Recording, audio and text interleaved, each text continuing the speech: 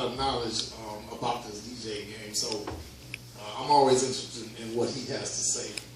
And I don't have a problem with Shane. I swear. Yeah, I can switch it up. I'm gonna take the gold mic. This is the golden mic right here. This is good, I guess. Yeah, y'all can hear me out there. Yeah. No. All right, man. Again, I'm the Blockrocka DJ now. I'm out of Washington D.C.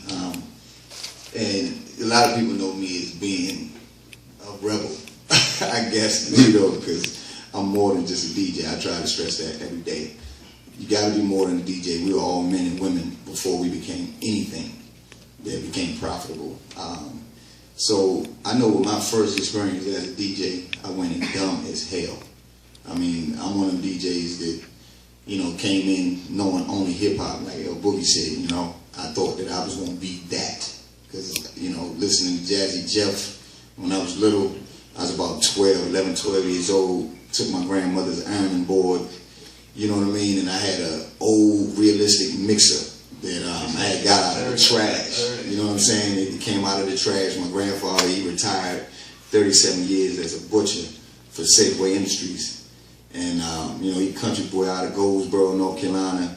And, I go out with him and pick up trash out of people's yards and stuff just to make a little bit of money. And I took a old Technique turntable. And this wasn't even a 1200. This was a belt drive. You feel me? Like an old belt drive joint. You know what I'm saying? Those old heads know exactly what you're talking about. Yeah, belt drive. Say what? Yeah. And if you could scratch with a belt drive, you was gonna be a beast when you did get them good direct drive turntables. So push that joint. Yeah, man. So I used to sit back, man. I used to just take the ironing board, set it up, put the mixer there with no cables, put the turntable next to it with no cables, and just mock everything that all the DJs was doing. You know what I'm saying? Molly Mall, all of them. But also coming up in the streets, being one of them drug dealers, being one of them dudes that did a lot of stuff that I should have never did. You know what I'm saying? Coming from a family that made headlines nationwide. Speaking of, Kosi Shaka Zulu L. Everybody knows him as Wayne Perry, my first cousin, who I came up under. Jay-Z, everybody glorifies him in the street culture. You know what I'm saying? So I know I lived a foul life, but this DJ thing saved my life. So I take it personal. I don't like the game being disrespected. I don't like this hip-hop thing being disrespected. So when I see a lot of DJs come on the scene, not really willing to pay homage or give salutations to the great DJs before us, I take it personal. I'm one of them dudes, and I'm saying this in a joking manner, but I really do just want to put my leg out and clip a lot of people up. You know what I'm saying? Just so you can fall on your face. You know what I mean? Because this industry now, where we are, we've been forgotten by the MC. When, I did the last panel I did, one of the questions I did was I wish all of y'all was there, but I asked this one question to all of the artists that was in the crowd. Which one of y'all can just name the elements of hip hop? And not one of them could actually raise their hand. So if they couldn't raise their hand, they definitely couldn't speak on it. And I'm not one of those dudes that would sit back and just not hold my men and my women accountable that say they're hip hop. Because this is something that doesn't need to be tampered with. Hip hop is wonderful. It's one of those things that just don't need to be tampered with. Let it be what it is. So this whole DJ thing, I'm not the best. I'm a fan of this DJ game. DJ JayBee, I'm sitting next to him now, and I love the brother. This man got skills. You know what I'm saying? So the DJs like DJ Arch, mad love for him because he plays house music. I love playing house music.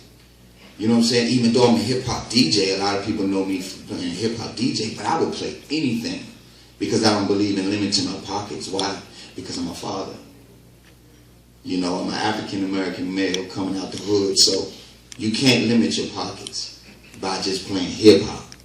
You can't just limit yourself by, I can't cover nothing but 10 years of music. Like, that's not a DJ. If you're a DJ, your hard drive need to be stacked. I'm talking about music way before your time.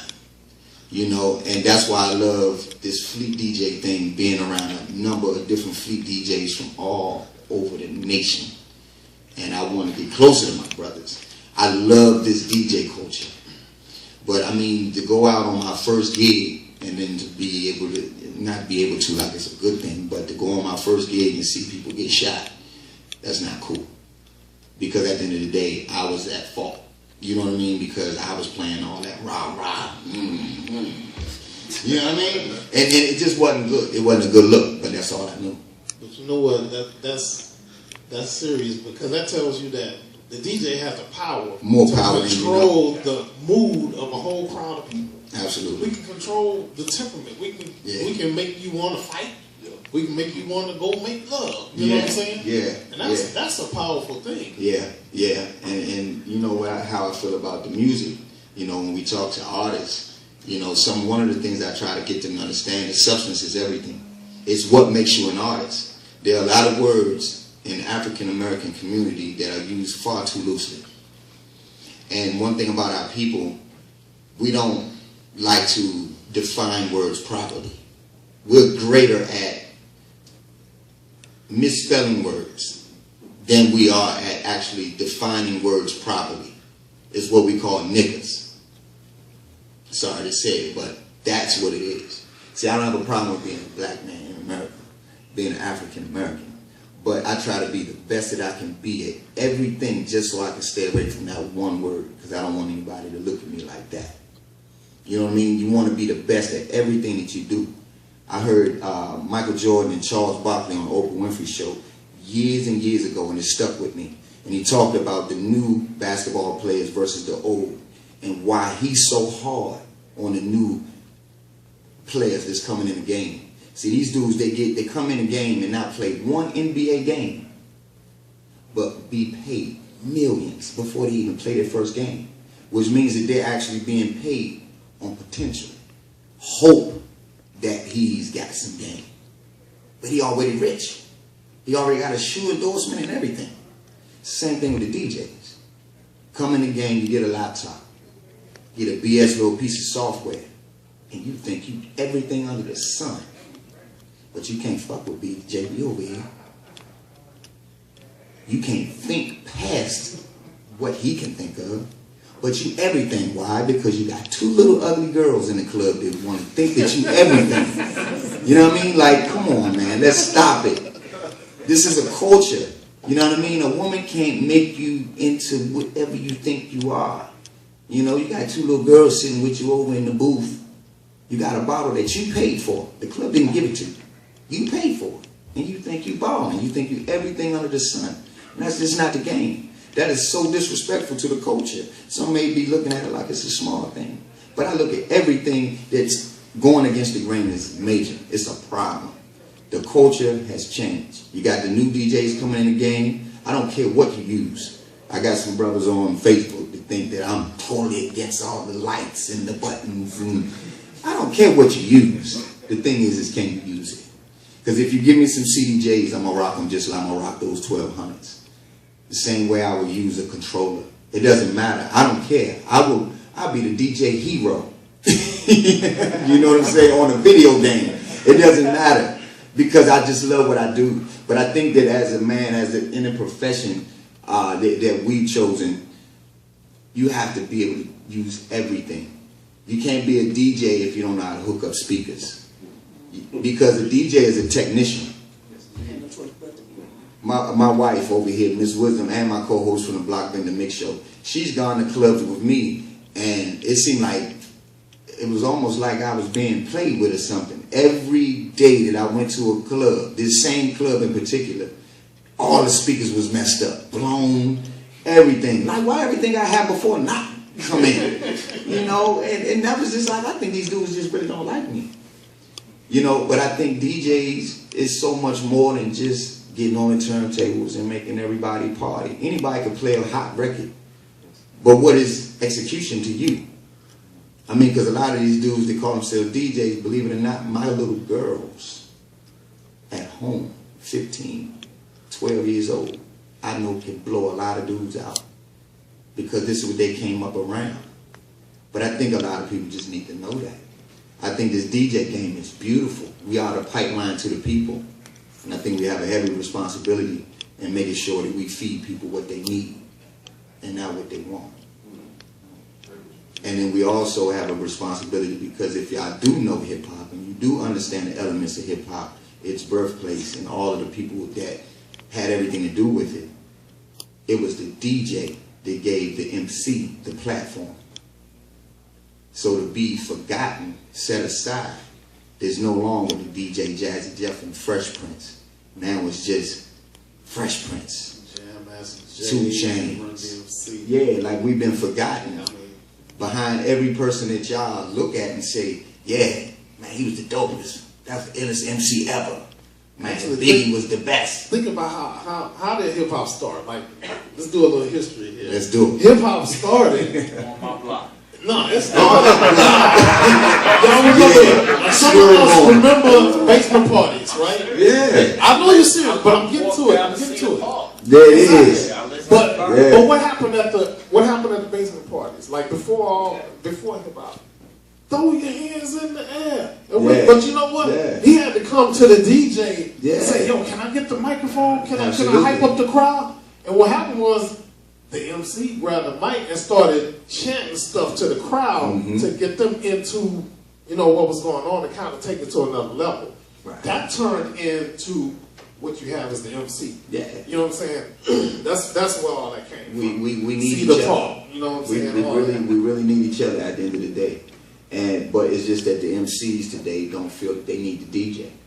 I mean, I went and did, and it's not a shot at a national artist, but I did one party in particular. Well, I did a show in particular up in DC, and Joel Santana is somebody that I go back with years.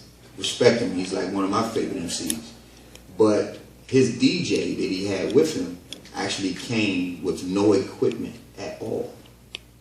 When he walked up on the stage, literally he had a Paisley suitcase. I'm just saying, Paisley, really? I mean, all these little girly colors and stuff, like you took it from your grandmama. Like, come on, man, this your DJ? For real? And I'm just the type of dude where I don't care what somebody think. I might sleep like I got sense, but I still got hands. I'm not afraid of no man. Like you walk up on this stage and you come up here with a suitcase like this, I don't expect much out of you. I mean, period. So when he gets up there and he pulls out of his suitcase, I'm like, well, I know he ain't pulling out no 800s. I know he not pulling no 1200s out of there for sure. What he got in there? Oh man, he pulled out instant replay. For all the DJs and radio, y'all know what instant replay is. Come on, man, that's just nothing but a little box about this big. It come in two colors, and you just plug it up to your computer, and all you do is hit little buttons. It'd be like boom, boom, boom. And he did the whole concert like that. But at the same time, I know he's on it getting his hotel expenses taken care of. He probably getting free weed and leftover cootie cat. You feel me? Like the disrespect is real for the DJ. You know what I'm saying? Like, you can't get me going on the road with you like that. Because most of the time the geek will help you get that music. Because they'll come and tell you, they'll come and ask you, you got this? Mm-hmm. Do your homework. Get on the internet. Download it. Right there on the spot. Everybody got Wi-Fi on their phone. Everybody in this room. Do your homework. Don't be afraid to take a gig you know nothing about. Learn about it. Get your hard drive up. That will propel you to make big money, to go overseas, to be like Jazzy Jeff. He's overseas all the time. He stays overseas. So get your music game together. Learn how to play the music. Don't just sit there, oh, this is hot, I'm gonna throw it on, and wait for the crowd response. No. Learn how to play the music. Learn how to blend. I see a lot of DJs that have no blending skills. but they know all the hot songs. You ask them all the hood songs, they'll run out a list for you, but they can't put it together. And that's a problem. That's a problem for me. I take that real personal. Hello. Because you got cats out here doing parties $150 because they know all the hot songs. That's very disrespectful. Did you say 150? 150. I know a couple of cats personally. 150. They'll do a gig. They'll come in there with that little controller, just hit buttons off. I got you on that one, man. I know somebody do it for $50. Oh no. Five I would get. Oh, I'm weak. Same. Just look at the iPod and playing it. I'm saying. It's a shame, man. From where we started to where we at, you know, and it's the gift and the curse. Serato was the gift and the curse. Yeah. Because one, for the DJ that used to carry 10 crates of records to a club, plus his turntables, and a mixer. Depending on the club.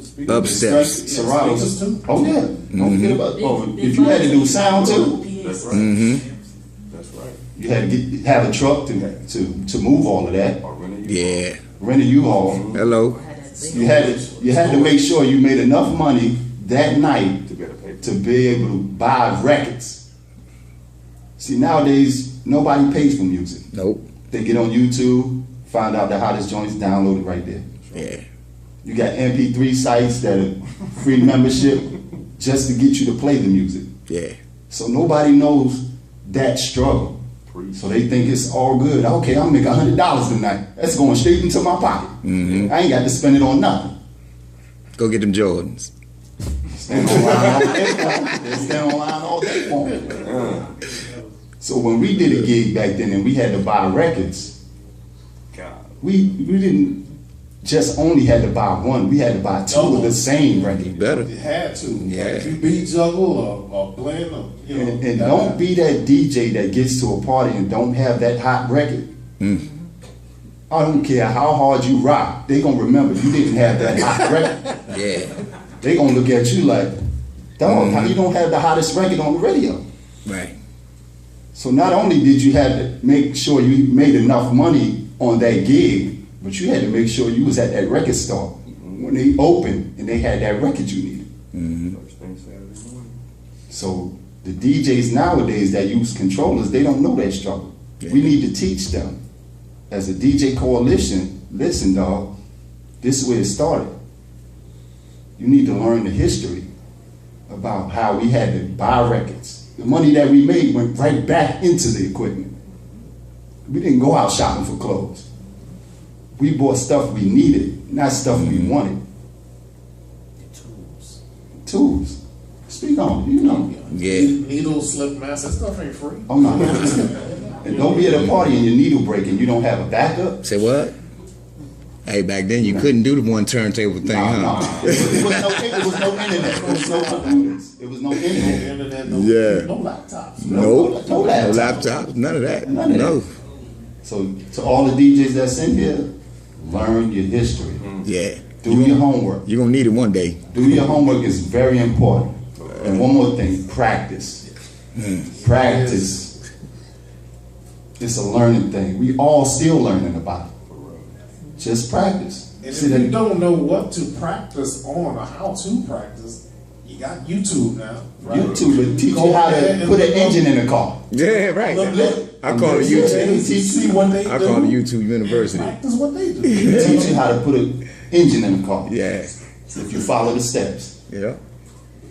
Man, a lot of good information has been dropped so far, and I'm just going to speak on a few things from my experience and my perspective. One of the things I think a lot of DJs don't have right now is not just a respect for the history of the craft, it's also respect for their fellow DJ and everybody who's involved in the music circle of life at large. You go to an event and you'll have an artist who needs to have their music played act funny towards a DJ. Like, how does that even work? If you don't have a DJ playing your tune and this is like an open mic or a concert or something, you're doing spoken word. You know, be polite, say what's up, what's good. You know, little things like that really help out a lot because you're going to eventually run into somebody else. and go through, y'all circles and stuff again. I'm the type of person where if I feel like I'm disrespected and somebody's like, yo, how was so and so, I'm gonna tell you. Straight up and down. There's no need for me to hide how somebody acts. And that's not just for artists, that's just for promoters and everybody else too. That promoter don't pay me on time. Somebody's like, yo, dog, don't work. So nah, don't work with them. AT&T doesn't function off of hip-hop love. I love hip-hop, I love music, but, I need to keep a roof over my house. I need to take care of my family. I got other stuff I gotta do. Another thing in terms of the respect I provide is, I think a lot of people have really just lost the meaning of home training. Say what? With this entire situation. I had to be real bad to say it. Like, I'm not supposed to be in a venue earlier than everybody else is at the venue.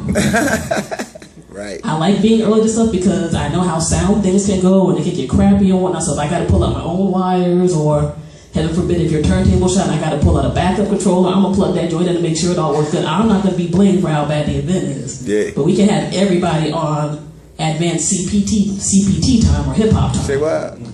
And whatnot. And people remember that. And on the DJ end as a professional, you're supposed to be the one ready to roll and go. So even if everything else falls apart, that person's like, yo, they were there on time, they played the music, they rocked it. I'm going to recommend them to somebody else. One of the biggest examples of this for me was I had an event get canceled I did in Toronto about 3 years ago. It was for a part of a festival they're called North by Northeast. But the promoter remembered me because I was there, I was ready to go, I was able to do a whole bunch of other stuff. They ended up happening to see me another event or two. The last day of this festival, I'm sitting at my hotel waiting for my bus to check out and go back to where I currently live in Maryland. I get a phone call like, the DJ for Ghostface and Raekwon is able to make it. Would you like to DJ at Young Dundas Square for this concert? What am I going to say? No? 25,000 people outside for a free hip-hop show that included Killer Mike, Smith & Wesson, Axel Bronson, and Ghost and Ray were headlining. All because I was professional. And due to having all my music on me, I had vinyl and I had my controller, I did my thing for both Ghost and Ray and for all the acts in between. They automatically were like, we want to have you there next year, bring over your radio show partner too. And we also were able to hold our own showcase. And this is the third year we've been at North by Northeast just because folks were professional. And on point with, of course, I'm going to be a little arrogant. I'm pretty damn good with music and whatnot, But those folks remember that, it wasn't just a hip-hop DJ or just a DJ at large. It was a DJ who took care of all of their business. Professional. And whatnot. Real DJ. And with the way all this type of stuff goes, we are at the age technologically and otherwise, it probably seems to be the easiest to be a DJ, but you still got to do certain stuff to be a dope DJ. Yeah. Period. On your mixing end and on your business end. Right now, if you're a DJ, you don't have electronic press kit or EPK, you're playing yourself.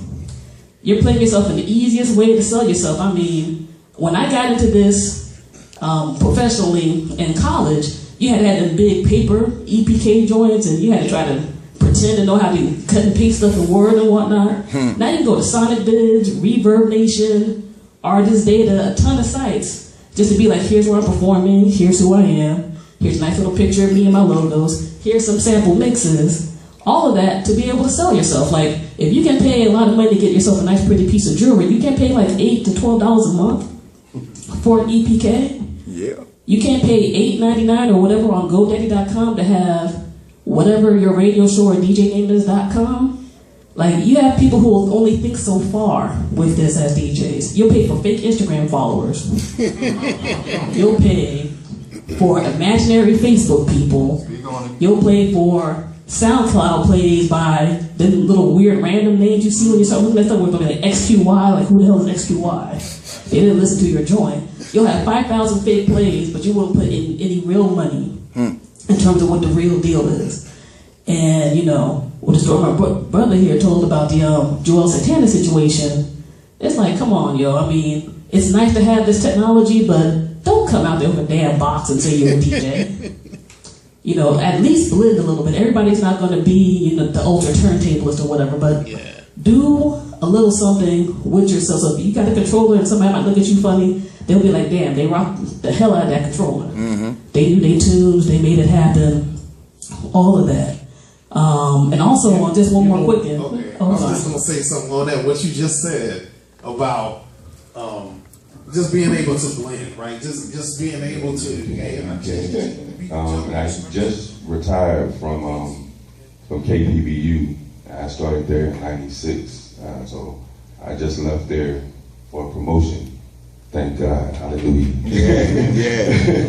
But y'all spoke on a lot of stuff. Like, for real, I could talk about a lot of things that y'all touched on, especially not, we can chop it up for hours.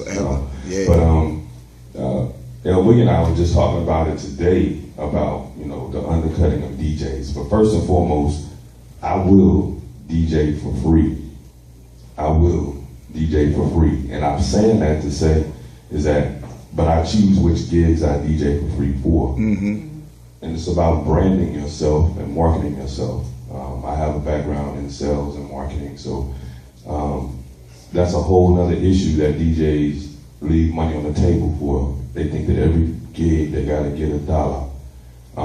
And the dollar will be greater if you donate some of your time to particular organizations. There you go. There you go. As far as the undercutting thing, it really makes no sense because it devalues you as a person and as a DJ. Once you put yourself out there, like I said, $50 to DJ a 5-hour gig. You're a cheap whore. Man.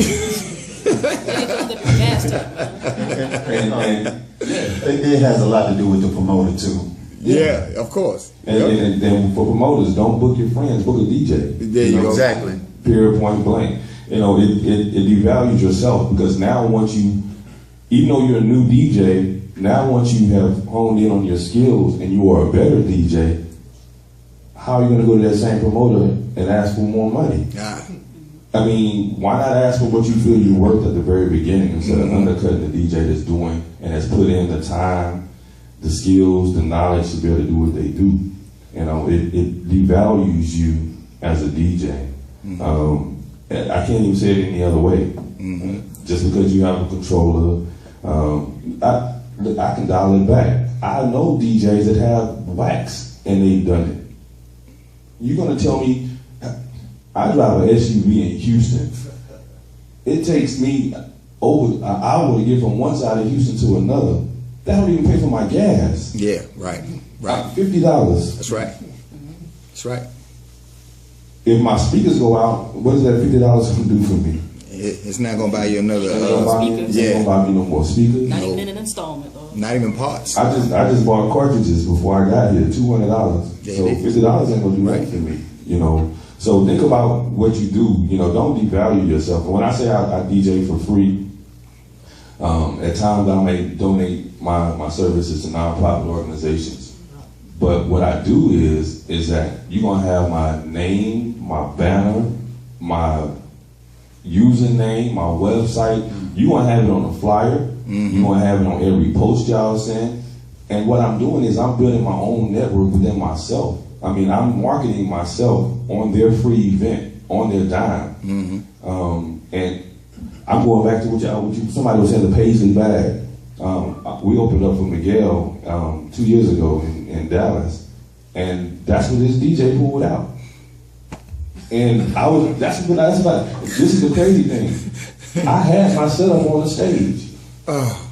Well, we had 2 sets of turntables, 1200s up there.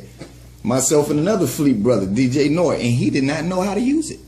And that's did not know how to use it. Just going back to what L-Boogie said, if anybody ever asked me to teach them how to DJ, they'll say, oh, I got a controller, I have the Newmark blah, blah, blah, or I have the Serato blah, blah, blah. That's nice. Come on over, I'm going to teach you how to DJ. Right. I'm going to have all my chords wrapped up, lined up. I'm going to have my mixer in the case. I'm going to have my turntables in the case. Now I'm going to teach you how to DJ. You're not even going to play one song yet, but I'm going to tell you, you're going to learn how to connect some wires and chords. Red is right. White is wrong. Why does it sound like that? Do you have a red with a red and the white is white? you know, it's real simple. Well, I say it's simple to me because I've been doing it for so long, but don't cheat other DJs. If a DJ asks you to teach them how to DJ, teach them how to DJ. Yeah. Teach them, you know, about BPMs. Teach them if their turntable goes out, what to do. Mm-hmm. I've been in clubs. Laptop go out. yeah. You know what I'm saying? You gotta make it happen. Yeah. I'm gonna start beatboxing to keep you. Let me touch on that. Get your talk game up. Yeah. A lot of DJs don't talk. Get your talk game up. Yeah. It'll help you out of a bad situation. For real. I'm not one of the greatest MCs, No doubt. but I'm gonna make you say something. Hey, I'm gonna get the bartender on my side. I'm gonna do something. You know, I don't just DJ radio. I DJ clubs. I DJ foreign artists. So I do concerts. I DJ pretty much everything that you can DJ. I think I've done it, and I DJ all genres of music. I DJ calypso. I mean, I DJ whatever. Spanish music. I'm gonna give you a quick story, and I'm gonna pass the mic. Because I try to DJ everything, and I try to keep my library up. I was DJing at a club, and it wasn't supposed to be a Spanish night, so I wasn't really prepared. But I had Spanish music, so I'm DJing, everybody dancing, having a good time, and so this cute female came over. She goes, "You don't speak Spanish, do you?" I say, "No." I said, "Why?" She started laughing. She goes, "You're playing a Christmas song." You know, but she appreciated the effort. She appreciated the effort in me playing Spanish music because, you know, it wasn't a Spanish night. It was an urban night. But it was just the appreciation that I had, you know. But, you know, I went in there and I labeled Christmas songs, so I know, you know, for the future to play a Christmas song. But, I mean, we can talk about DJing on a whole, like, so many different levels. And I'm going to say this, and I always ask the question of artists, when artists want to know how to get into the game, but it still falls with DJs as well. You know, do you want to be a local celebrity DJ? Do you want to be a statewide celebrity DJ, United States wide or worldwide? And the way for artists, if your sound sounds regionalized, you will never make the money that you claim you want to make. So it goes with the DJ. If you stick with urban music, and come on, let's keep it real. Black people don't play for music. They're not gonna go out there. They want to hustle. They don't want no $30 concert ticket. So they're not gonna pay to go see you.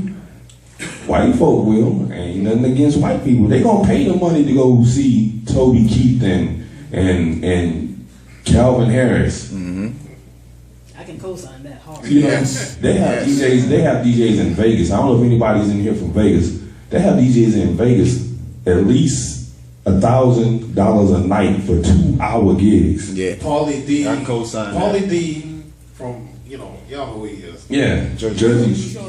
He was doing Vegas for $50,000 a show, 4 hours.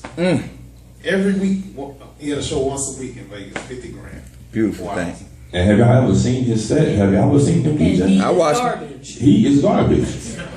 And you got now you have artists and celebrities who want to be DJs and they making money off their name. Nothing against it, man. I love Erykah Badu's music, But she ain't no. but she is not a DJ. Paris Hilton. Thank you. I was just about to say Paris Hilton is y'all. The devaluing yourself is killing the game, and you not making the money that you supposed to be The making. problem when you at a show DJing and there's another DJ and he doesn't know how to use the equipment. I had that problem too. I had that same problem, man. I had a guy opening it for me. It was in Connecticut, and it was a young DJ. And when I came in, I was getting ready to do my set. The turntables were there, but he wasn't using the turntables. So I said, "Why wouldn't you use the turntables?" He's like, he didn't know how to use them. But you know, I had that problem as well. I just wanted to touch on that just because I heard like twice over there somebody had that issue. But I'm not going to dwell on that too long. I want to introduce myself. It's the world famous DJ Kurupt. You know what I mean? I rep the New York, New England area, Connecticut, Massachusetts, Rhode Island, Boston, New York. You know, I moved to Atlanta now from Brooklyn. Lived in Brooklyn for about 5 years. I'm just going to explain my experience. My DJing skills came from not even knowing what a DJ was really. I'm just going to explain my experience. Hopefully y'all, get something from it. I was a kid on the block that had all the music. So, after school, me and my guys would get together, and on the weekends, we wanted to have parties. We wanted to have fun. So they would call me. They would call me because I had all the music. I didn't even have turntables. I didn't have anything. All I had was cassettes. So, I didn't even have an entertainment center. I had to steal my mom's entertainment center. Church, speak on it. And I brought it across the street to my man's crib. And we did it that one time. I had I had cases and cases of cassettes. Bismarck, Rakim, everybody. So we had one receiver. My mom had one receiver. You know the receivers with the double deck? I was using that shit. And just so the music wouldn't stop, I had to blend the fucking cassettes from one to another. So that pause button, huh? So we did that shit that one time, and then we had a great time. You know what I mean? We were young, we were teenagers. So we started to do that shit like every other weekend, whatever. And I had to keep sneaking in entertainment center out the house.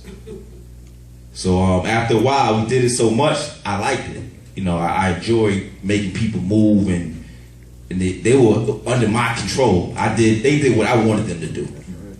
So, years went on, then I moved on, off the street somewhere, and then I started to learn more about DJs, and I saw this dude with turntables and shit, and he was blending and mixing and scratching and shit. So I eventually got my first turntable. I worked in a record store. I got free music. I had to pay for some of them in the beginning, but I eventually started to get free records and shit. So then my struggle went on, and I made my first mixtape. I didn't make a mixtape because I wanted to do what DJs were doing. I made a mixtape because I wanted people to hear what I was doing. So my girl at the time had passed my mixtape. It was blends. I was doing blends and like R&B blends and shit. So she passed my mixtape to these promoters, and mind you, like we were like teenagers. I had no idea what the fuck we were doing, but she passed my mixtape to a promoter, and he loved it. So he called. Until this day, she still asks me for her 20%. So he loved it, and he was doing all of the parties, all of the major parties. This was Springfield, Connecticut, Hartford, Mass, and all that area at that time. So he loved it. So he started putting me on to the parties, and I did like all of the major parties, concerts, Wu-Tang, Ja Rule, DMX, I did the major parties in the area, and shit started to grow. So I kept doing more mixtapes, and my mixtapes got to New York, and they got over to Canada, overseas.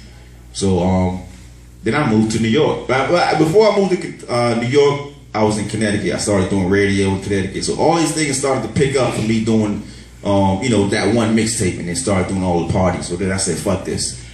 I used to work and shit. So I said, I'm about to move to New York because this shit that's where it's at. I need to be in the middle of where it's at.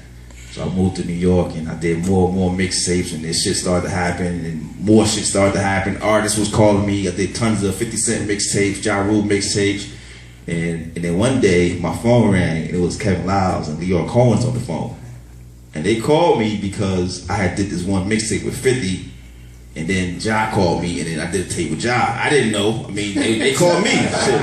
They was beefing, y'all. They was beefing. Yeah. So they called me, and I'm like, damn, Kevin Lyles is calling my phone to talk about music. And it was just a blessing because, it was just meant to be. I didn't know in the beginning of what I was doing or where I was going to go. It was just my destination, you know what I'm saying? So, and now I'm here in Atlanta to continue my journey. But, I just say all that to say, like, you can't, like the panel's been saying, you can't just do one thing. You gotta do you know, everything that steps before you. I mean, you go into a party, you gotta have these different crates. You know, you gotta have your R&B game, your reggae game. You know, you gotta do everything that you can do. You gotta be able to rock on the radio. You gotta be able to make dope mixtapes. You know, the graphics gotta be dope now, so people could. Cause that's the first thing they're gonna see is the artwork. So that shit has to be dope. And it's just crazy, man. Every time I look back, I'm like, damn, I came from that. I didn't even know it. You know, so you know, hopefully somebody can, you know, take something from my experience and be able to progress and be better. You know, just work on being better. And like I said, try to do everything you can. And continue to do the mixtapes. If you're doing mixtapes, because if you're in New York and the niggas in fucking California, he's gonna hear you through your mixtape. Niggas call me because they hear my mixtapes in the streets. Like I came out my house one day, I heard this dude driving by playing my Gucci and Lil Boosie mixtape. And I started yelling out his fucking window. I said, oh shit, this is still happening. They still, you know, they still fucking with it. And you know, just try to be creative with the mixtapes, try to create series and be consistent with it. I got a series now, it's called Gnarly, where I take two artists, like I'll take like Rich Homie Quan and Young Thug, and I put them both on the CD, and that's really popping right now. So it's popular and it's taking off. So you know, that Gnarly brand, y'all watch out for it. It's DJ Kurupt, man. I hope y'all got something.